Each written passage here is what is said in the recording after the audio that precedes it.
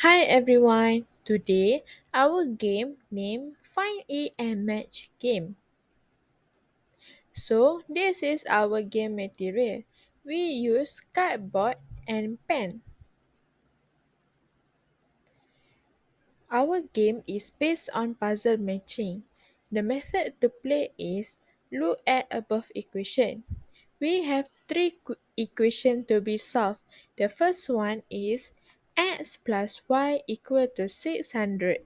The second one is 1.75 x plus 1.50 y equal to 900, and the last one is x equal to 600 minus y. Each slot contains incomplete equation. All you have to do is try to solve the equation and find the pieces according the answer you get, and then just match the puzzle.